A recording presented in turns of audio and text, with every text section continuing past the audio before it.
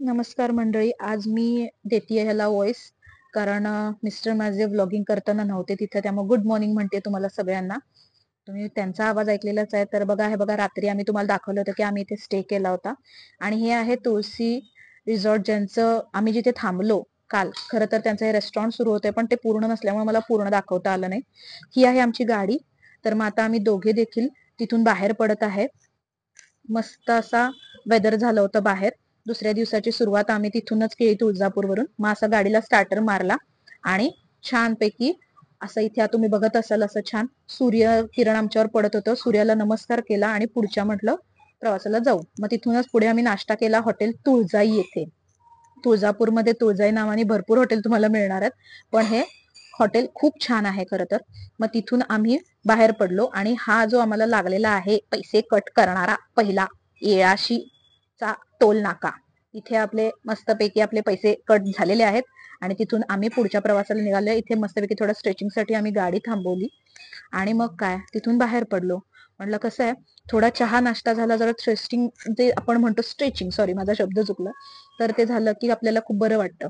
मग अशा पद्धतीने आम्ही नागपूरच्या बाजूला निघायला, म्हणजे खरं तर हा बीडचा रस्ता आहे. तुम्हाला नागपूरला जाण्या अगोदर बीडच्या रस्त्याने प्रवास करावा लागेल.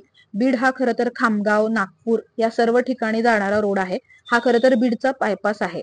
मग अशा पद्धतीनं आम्ही बीड बायपास वरून निघतानाच मस्त असा ऊसवाला साईडला दिसला. ऊसाचा रस नाही पिला, बघितला आणि तसंच गेलं तर कसं चालेल. मग मस्त असा ऊसाचा रस आम्ही घेतला आणि निघालो पुढच्या प्रवासाला. पुढच्या प्रवासालाच म्हणजेच काय, हृदय सम्राट ठाकरे साहेबांच्या समृद्धी महामार्गाकडे जाण्यासाठी. समृद्धी महामार्ग तुम्ही जसं की बघितलं, आता फक्त तिथून 1-2.5 किलोमीटर राहिला होता. कारण हा एकमेव महामार्ग आहे की जो आपल्याला नागपूरला इथून जोडणार आहे. कारण तुम्हाला जो महाकुंभ मेळा आपल्याला ज्या प्रयागराजला जाण्यासाठी महाराष्ट्रातून जाणारा जो रोड आहे, तर तो हाच आहे की बीड मार्गे तुम्हाला पुढे नागपूरला जायचं आहे. त्यासाठी आता आमची गाडी बघा 21.7 किलोमीटर पर ऍव्हरेज देत आहे आणि नागपूर जवळजवळ इथून एक 350 किलोमीटर असं आम्हाला दाखवत होतं. पण तोपर्यंत मस्त भूक लागली होती, त्यामुळे हॉटेल रेणुका माता राजस्थानी ढाबा आम्हाला मिळाला होता. आता राजस्थानी म्हटल्यानंतर काय स्पेशल असणार आहे, स्पेशल दाल बाटी.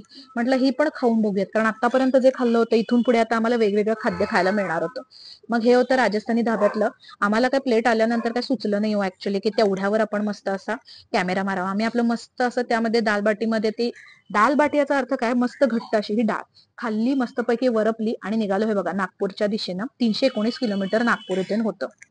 कारण कसं आहे, हा रोड जर तुम्ही बघितलं तर इतका छान आहे, पण कसं आपला पोटोबा झाला हो. मग गाडीचा पोटोबा म्हणजे पेट्रोल.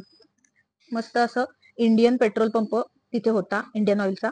तो आम्ही पेट्रोल भरलं आणि म्हटलं मस्त आता चहा टाकू. रोड चांगला होता, चहा पण मस्त असा महाचाय नावाने आम्हाला एक देस की चाय, महाचाय अशा नावाने एक चहा मिळाला.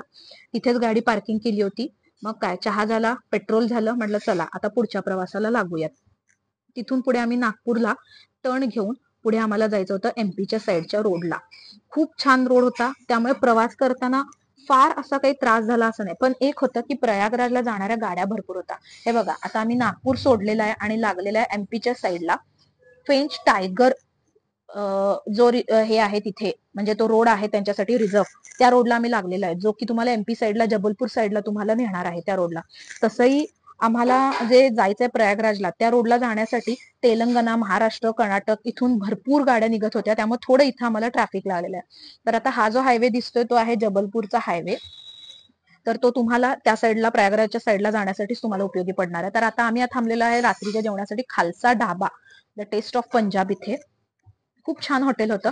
आणि आता तुम्हाला मी जसं मगाशी बोलले की आम्हाला वेगवेगळे, हे बघा मी ऑलरेडी जाऊन बसलेले होते, खूप मला त्रास होत होता की बाबा भूक लागली, आणि इथे आम्ही घेतली होती रोटी, मस्तपैकी डाळ तिथली फेमस आणि कांदा सोबत. अशा पद्धतीनं जेवण घेतलं आणि माझे मिस्टर दाखवते तेव्हा आम्हाला पोचायला वेळ झालेला, रात्रीचे 12 वाजले होते. मग काय, आता काही ताकद उरलेली नव्हती. बेस्ट असं आम्ही हॉटेलला पोहोचलेलो आहे. हॉटेलला पोहोचल्यानंतर गाडीचं पार्किंग केलेलं आहे. आता काही स्टॅमिना नसल्यामुळे तुम्हाला मी फक्त हॉटेलचं नाव दाखवते मित्रांनो, कारण काय झालंय, आम्हाला दोघांनाही प्रवासात काही इतका शीन आला होता की आम्ही आतलं प्रवासातलं जे हॉटेल आहे ते तुम्हाला जास्त दाखवू शकलो नाही. पण उद्याच्या दिवसाला तुम्हाला सगळं बघायला भेटूया पुढच्या प्रवासाच्या 3ऱ्या दिवशी.